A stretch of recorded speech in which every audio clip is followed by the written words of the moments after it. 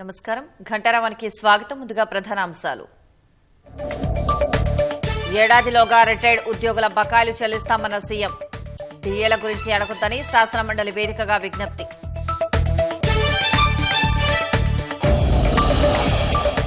జనగామ జిల్లాలో ఇవాళ ముఖ్యమంత్రి పర్యటన. 800 కోట్లతో అభివృద్ది కార్యక్రమాలకు శ్రీకారం.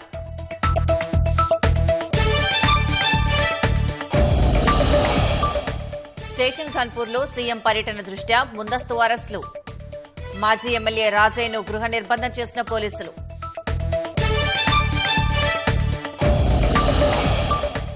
కర్ణాటక బంగారం స్మగ్లింగ్ కేసులో అరెస్టైన కన్నడ నటి రన్య. విచారణ సమయంలో తనను చెంపపై కొట్టారని ఆరోపణ.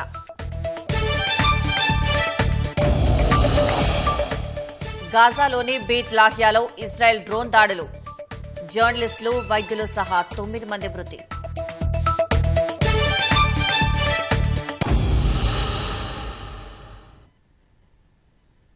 వచ్చే ఆర్థిక సంవత్సరం ముగిసేలోగా రిటైర్డ్ ఉద్యోగుల బకాయిల చెల్లింపులు 100% పూర్తి చేస్తామని సీఎం రేవంత్ రెడ్డి హామీ ఇచ్చారు.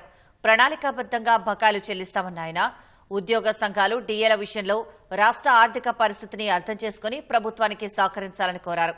ఆదాయాన్ని పెంచడం, తిరిగి పేదలకు పంచడమే ప్రజా సర్కార్ విధానమని సీఎం రేవంత్ రెడ్డి పునరుద్ఘాటించారు.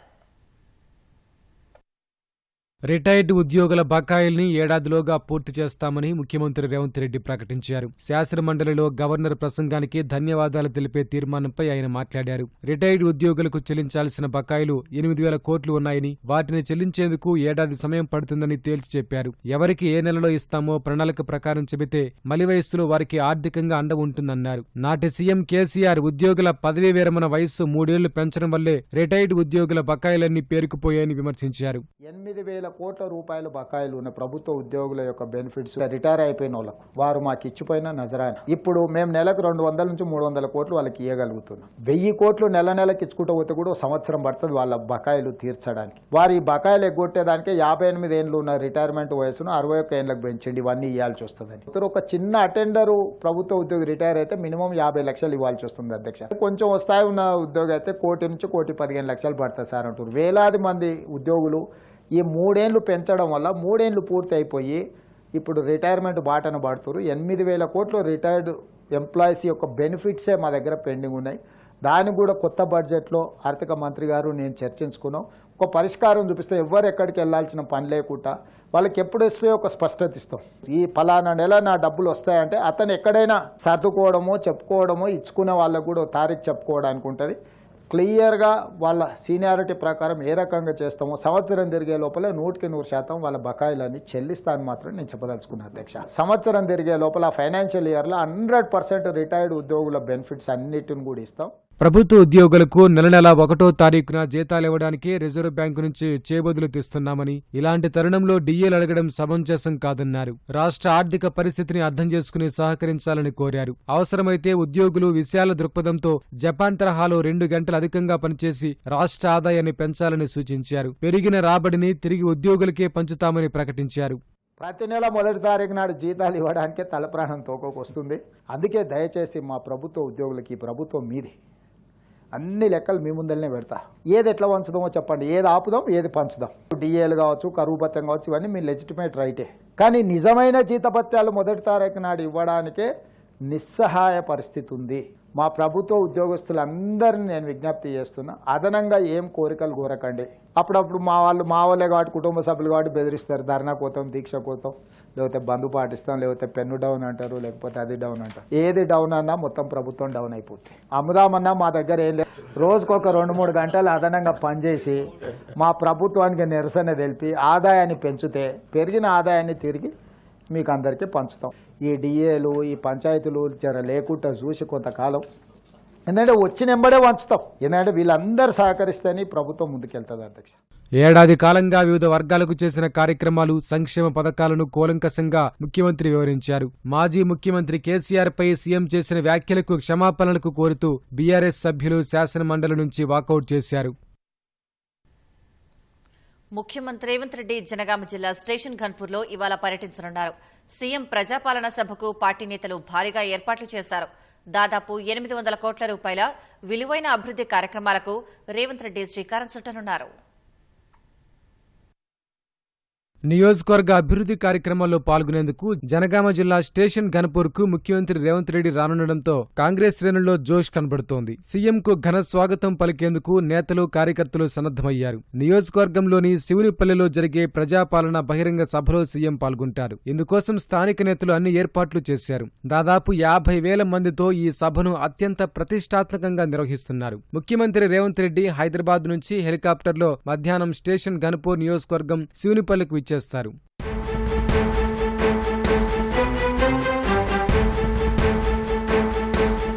సభకు హాజరయ్యే వారికి ఎండ తగలకుండా అన్ని జాగ్రత్తలు చేపట్టారు. తొలుత సభా ప్రాంగణంలో ఇందిరా మహిళా శక్తి పథకంలో భాగంగా మహిళా సంఘాలు ఏర్పాటు చేసిన స్టాళ్లను పరిశీలిస్తారు. నియోజకవర్గంలో 200 కోట్లతో చేపడుతున్న యంగ్ ఇండియా ఇంటిగ్రేటెడ్ రెసిడెన్షియల్ పాఠశాల సముదాయం 148 కోట్ల వ్యయంతో గన్పూర్ రిజర్వాయర్ నుంచి నవాబ్పేట ప్రధాన కాలువ సీసీ లైనింగ్ నిర్మాణం, 102 కోట్లతో మహిళా శక్తి పథకం ద్వారా మహిళలకు ఆర్టీసీ బస్సులు కేటాయింపు, బ్యాంక్ లింకేజీ రుణాలు, ఇలా దాదాపు 800 కోట్ల రూపాయల వ్యయంతో చేపట్టే పలు అభివృద్ధి కార్యక్రమాలకు సీఎం శ్రీకారం చుట్టనున్నారు. Warangal MP Kadiyam Kavya, station Ghanpur MLA Kadiyam Srihari సభ ఏర్పాట్లను పరిశీలించారు. కోట్లాది రూపాయల నిధులతో గన్పూర్ ముఖచిత్రమే మారనుందని ఎమ్మెల్యే కడియం శ్రీహరి చెప్పారు. ఈ సంవత్సర కాలంలో తెలంగాణలో ఏ నియోజకవర్గానికి ఇవ్వని నిధులు గౌరవ ముఖ్యమంత్రి రేవంత్ రెడ్డి గారు స్టేషన్ గన్పూర్ నియోజకవర్గానికి ఇచ్చారు. దాదాపుగా 800 కోట్ల పైచీలకు నిధులు వచ్చాయి. ఈ కొద్ది కాలంలోనే ఈ నియోజకవర్గానికి ఇంత పెద్ద మొత్తంలో నిధులు ఇచ్చారు కాబట్టి ముఖ్యమంత్రి గారి చేతుల మీద శంకుస్థాపన చేపించి వారికి గన్పూర్ నియోజకవర్గ ప్రజల తరఫున కృతజ్ఞత చెప్పాలి అనే ఉద్దేశంతోనే ఈ భారీ బహిరంగ సభను ఏర్పాటు చేస్తున్నాం. ఒకే నియోజకవర్గం నుంచి జన సమీకరణ చేస్తున్నాం. దాదాపు 50,000 పైచీలకు ప్రజలు ముఖ్యమంత్రి గారికి స్వాగతం చెప్తారని నేను అనుకుంటున్నాను. ఒక young India integrated school complex, దానికి 200 కోట్ల రూపాయలు కూడా మంజూరు ఇచ్చారు. 46 కోట్ల రూపాయలు హాస్పిటల్ భవన నిర్మాణానికి కూడా మంజూరు ఇచ్చారు.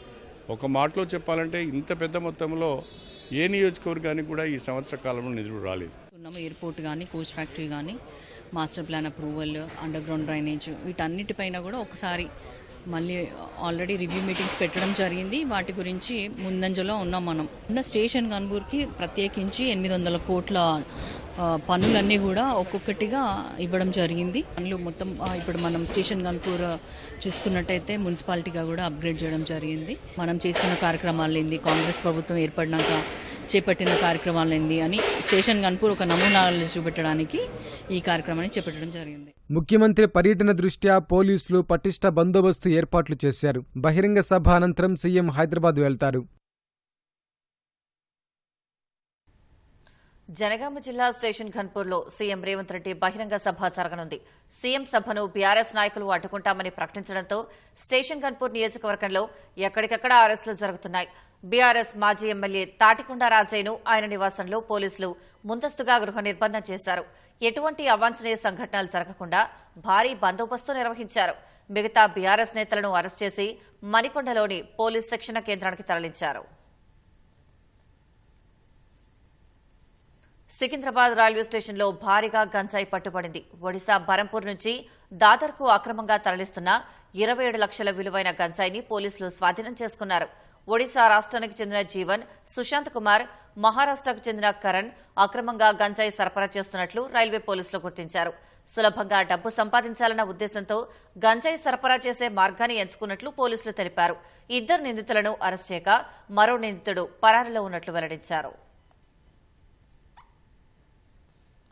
రాష్ట్ర ప్రభుత్వం విడుదల చేసిన గ్రూప్ 3 పరీక్ష ఫలితాల్లో ఎలాంటి కోచింగ్ తీసుకోకుండా మెదక్ జిల్లా పాపన్నపేట మండలానికి చెందిన అర్జున్ రెడ్డి 339 మార్కులతో స్టేట్ ఫస్ట్ ర్యాంక్ సాధించారు.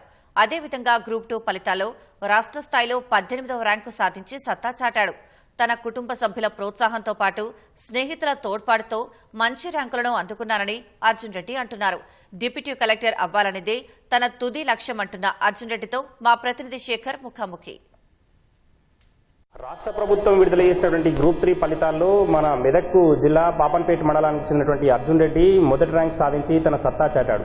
అదేవిధంగా గ్రూప్ 2కు సంబంధించి ఆ ఫలితాల్లో కూడా 18వ ర్యాంకు సాధించి ఔరా అనిపించాడు. అయితే ప్రస్తుతం మనము అర్జున్ రెడ్డితో ఉన్నాం. అయితే దీనికి ప్రిపరేషన్ ఏ విధంగా కొనసాగింది అనేటువంటి విషయాన్ని అర్జున్ రెడ్డిని అడిగి తెలుసుకునేటువంటి ప్రయత్నం చేద్దాం. ముందుగా మీకు ఈటీవీ తరఫున కంగ్రాచులేషన్స్ అండి.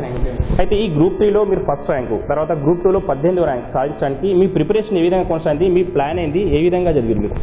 ముందుగా నేను ఎప్పుడైతే బీటెక్ కంప్లీట్ అయిందో నేను గ్రూప్ 2 కోచింగ్ హైదరాబాద్లో తీసుకుని తర్వాత విఆర్ఓగా 2014లో విఆర్ఓగా డిస్ట్రిక్ట్ 12th ర్యాంక్ పొందాను. 2016లో గ్రూప్ 2 అప్లై చేశాను, కానీ నాకు సమయం సరిపోలేక నేను దాన్ని సాధించలేకపోయాను. కానీ మళ్ళీ పడితే దాని లక్ష్యాన్ని చేరుకోవాలని లోపల తపన ఉండేది.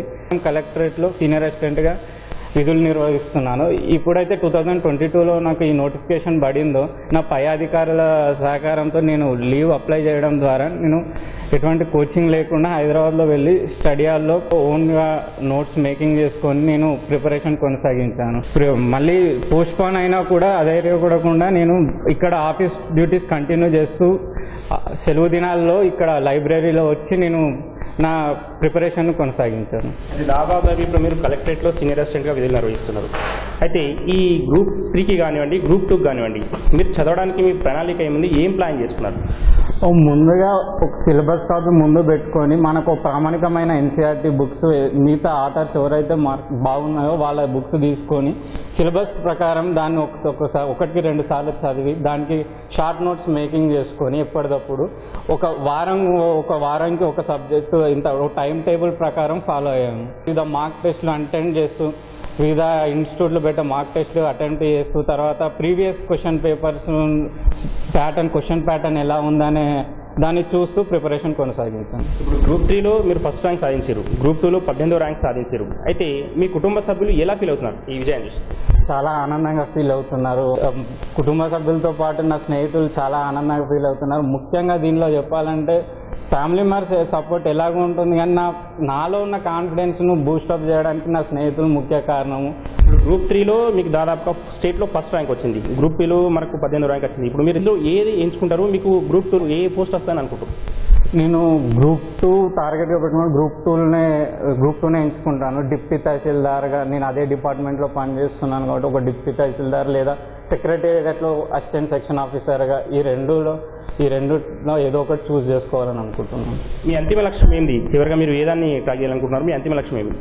నా అంతిమ లక్ష్యం డిప్యూటీ కలెక్టర్గా సెలెక్ట్ కావాలి. ఇప్పుడు చాలా మంది ఏదైనా నోటిఫికేషన్ వచ్చిందంటే వెంటనే కోచింగ్ సెంటర్లో వెతుకుంటారు. మీరు ఓన్గా ప్రిపేర్ అయ్యారు. అయితే చాలా మంది నిరుద్యోగులు లైబ్రరీలో చదువుకుంటున్నారు. వాళ్ళకు మీరు ఇచ్చేటువంటి సూచన ఏంటి? కోచింగ్ అనేది కొంత పర్సెంట్ వరకు అవసరమే, కానీ కోచింగ్ లేకుండా కూడా ఒక మంచి బుక్స్ తీసుకొని పదే మార్కెట్లో ఏవి లభిస్తే ఆ బుక్స్ కాకుండా ఒక మంచి బుక్ను సెలెక్ట్ చేసుకొని అదే బుక్ను ఎన్నిసార్లు రివిజన్ అయినా చేస్తూ నోట్స్ మేకింగ్ చేస్తూ కంటిన్యూస్గా ఇప్పుడు ఉన్న డైలీ న్యూస్ పేపర్స్ తోటి కరెంట్ అఫైర్స్ తోటి వాటిని జోడిస్తూ చదివితే ఇక్కడ కోచింగ్ అవసరం లేకుండా అయినా జాబ్ కొట్టవచ్చు మనము. ఇది అంతేకాకుండా ఇప్పుడు దాదాపుగా మీ ఫ్రెండ్స్ కానివ్వండి, మీ అందరూ చాలా మంది కుటుంబ సభ్యుల సహకారం. అయితే మీతో పాటు ఇంకెవరైనా మీ కుటుంబంలో ఎంప్లాయీస్ ఉన్నారా? వాళ్ళని ఎవరైనా ఆదర్శంగా తీసుకున్నారా? మా ఫాదర్ లైబ్రేరియన్గా చేస్తున్నారండి. చిన్నప్పటి నుండి తనతో పాటు లైబ్రరీకి వెళ్ళడం, తర్వాత మా బాబాయ్ కూడా హెడ్ కానిస్టేబుల్. తమ్ముడు మొన్న రీసెంట్గా జరిగిన అసిస్టెంట్ ఎగ్జిక్యూటివ్ ఇంజనీరింగ్ ఎగ్జామ్లో R&B AWEగా సెలెక్ట్ అయ్యారు. అంటే అర్జున్ రెడ్డి తండ్రి ఇప్పుడు నరేందర్ రెడ్డి మనతో ఉన్నాడు. అయితే ప్రస్తుతం ఆయన లైబ్రరీగా విధులు నిర్వహించడం అనేది జరుగుతుంది. ప్రస్తుతం అతని యొక్క కుమారుడు అర్జున్ రెడ్డి ఈ యొక్క రాష్ట్ర స్థాయిలో మొదటి ర్యాంకు, మరి గ్రూప్ 2లో మనకు 18వ ర్యాంక్ సాధించిన పట్ల ఏ విధంగా ఫీల్ అవుతున్నారు అనేటువంటి విషయాన్ని వాళ్ళ యొక్క నరేందర్ రెడ్డిని అడిగి తెలుసుకునే ప్రయత్నం చేద్దాం. సార్, ముందుగా మీ అబ్బాయి 18వ ర్యాంకు, తర్వాత గ్రూప్ 2, 3లో ఫస్ట్ ర్యాంక్ సాధించడం జరిగింది. ఎలా ఫీల్ అవుతున్నారు? చాలా సంతోషంగా ఫీల్ అవుతున్నా. ఎందుకంటే ఏ తండ్రికైనా తన కొడుకు సాధించిన గొప్ప రీతిలోనే ఆనందం కలుగుతుంది. మనం ఏం సంపాదించిన ఆస్తులు అనేది కాదు, మన సంతానం ఎంత ప్రయోజకులైన అనేది భావనతోటే పిల్లలను నేను ఇప్పటివరకు అదే విధంగా పెంచిన. ఏదైనా మా పిల్లల పైన ఎలాంటి వేరే బర్డెన్స్ పడకుండా అన్ని విధాలుగా మేము వారికి అన్ని విధాలుగా సహకరిస్తూ వారికి సమయాన్ని పూర్తిగా వీలు కల్పించడం, అందులో మా తమ్ముని కృషి కూడా చాలా ఉంది. మా లైబ్రరీలో కూడా గత 2 సంవత్సరాల నుంచి జరిగిన నోటిఫికేషన్స్లలో సుమారు 80-90 మంది వివిధ రకాలైన ఉద్యోగాలు పొందడం చాలా గర్వంగా ఉంది. నేను ఆ పిల్లలు విజయాలు సాధించినప్పుడు వాళ్ళు వచ్చి చెప్తుంటే చాలా ఉప్పొంగిపోయే వాళ్ళం. మా లైబ్రరీ నుంచి ఇంతమందికి రావడం మాకు చాలా గర్వకారణం అని. అది ఈరోజు మా కొడుకు ద్వారా పొందడం ఇంకా గర్వంగా ఉంది. గ్రూప్ 3లో ఫస్ట్ ర్యాంకు, గ్రూప్ 2లో 18th ర్యాంక్ సాధించినటువంటి అర్జున్ రెడ్డి వాళ్ళ కుటుంబ సభ్యులందరూ కూడా సంతోషాన్ని వ్యక్తం చేస్తున్నారు. అయితే తన అంతిమ లక్ష్యం డిప్యూటీ కలెక్టర్ సాధించడమే అంతిమ లక్ష్యంగా చెప్పడం జరుగుతుంది. శేఖర్, మెదక్ నుండి.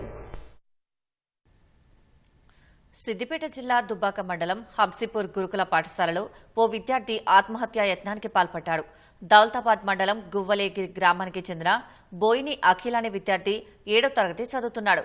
విద్యార్థి మూత్రశాలలో ఆత్మహత్యా యత్నం చేసుకుంటున్న క్రమంలో తోటి విద్యార్థులు గమనించి ఉపాధ్యాయులకు సమాచారం ఇచ్చారు. 108 వాహనంలో చికిత్స నిమిత్తం సిద్దిపేట ప్రభుత్వ ఆసుపత్రికి తరలించారు. పరిస్థితి విషమించడంతో మెరుగైన వైద్యం కోసం హైదరాబాద్ నీలోఫర్ ఆసుపత్రికి తరలించారు.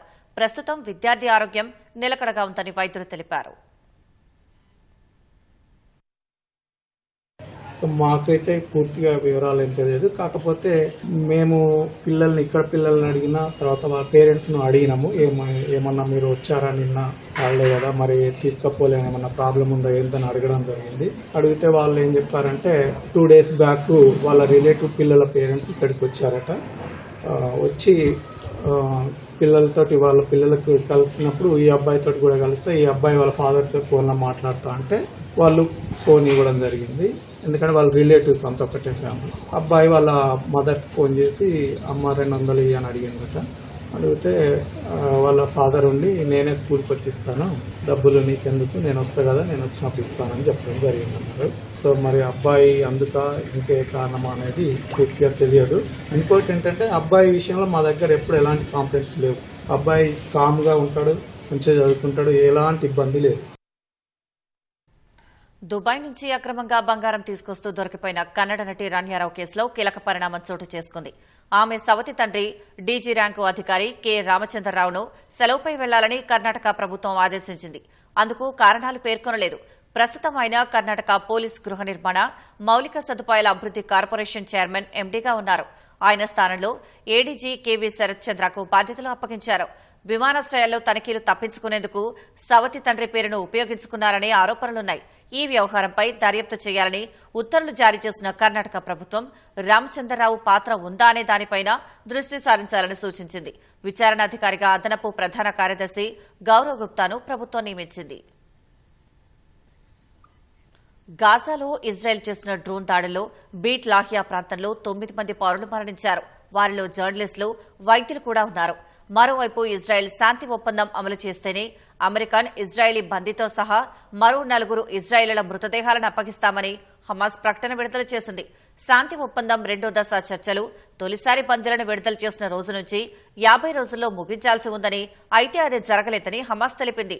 గాజా ఈజిప్టు కారిడార్ వెంట గాజాలోకి మానవతా సాయాన్ని ఇజ్రాయెల్ అనుమతించాలని హమాస్ డిమాండ్ చేసింది.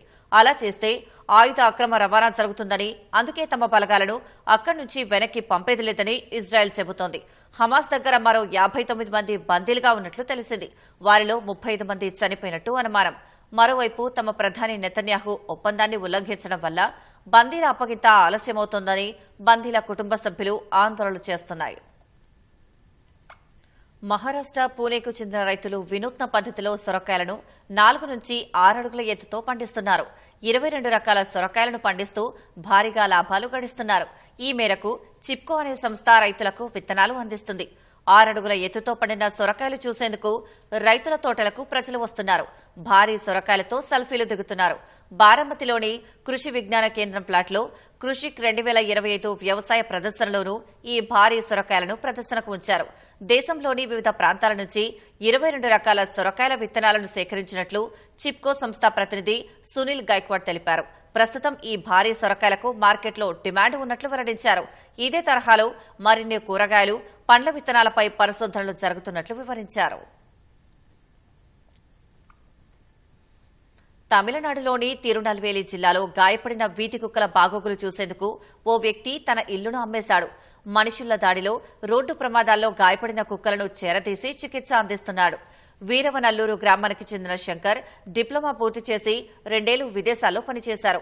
ఆ తర్వాత సొంతూరికి తిరిగొచ్చిన ఆయన లారీ డ్రైవర్గా పనిచేశాడు. కరోనా సమయంలో ఇంటి దగ్గరున్న వీధి కుక్కలను చేరదీసి అన్నం పెట్టేవాడు. అప్పట్నుంచి కుక్కల బాగోగులు చూస్తూ ఇల్లును కూడా అమ్మేశాడు. ఎవరైనా వీధి కుక్కలను కొడుతున్నారని తెలియగానే అక్కడకు వెళ్తారని శంకర్ అన్నారు. వాటిని రక్షించి వెటర్నరీ హాస్పిటల్లో చికిత్స అందిస్తారని చెప్పారు. అనంతరం తమ కేంద్రానికి తరలించి కోలుకున్న తర్వాత వదిలేస్తారని తెలిపారు. ఇప్పటి వరకు 500 నుంచి 600 వీధి కుక్కలను రక్షించారని చెప్పిన శంకర్ ఈ విషయంలో తన తండ్రి చాలా సహాయం చేశాడని వివరించారు. ప్రకృతిని రక్షించాలని హైదరాబాద్ నక్లెస్ రోడ్డులో రన్ ఫర్ గోమాత పేరిట పరుగు నిర్వహించారు. మహేశ్వర చారిటబుల్ ట్రస్ట్ వ్యవస్థాపకుడు వీరారెడ్డి ఆధ్వర్యంలో సంజీవయ్య పార్కు నుంచి జరిగిన ఈ పరుగులో ప్రకృతి ప్రేమికులు పెద్ద సంఖ్యలో ఉత్సాహంగా పాల్గొన్నారు. భారతదేశంలో ప్రాచీన కాలం నుంచి పాలన విధానాలు, ప్రజల జీవనశైలిలో ప్రకృతిని పరిరక్షించే దృక్పథం కనిపిస్తుందని ట్రస్ట్ వ్యవస్థాపకుడు వీరారెడ్డి అన్నారు.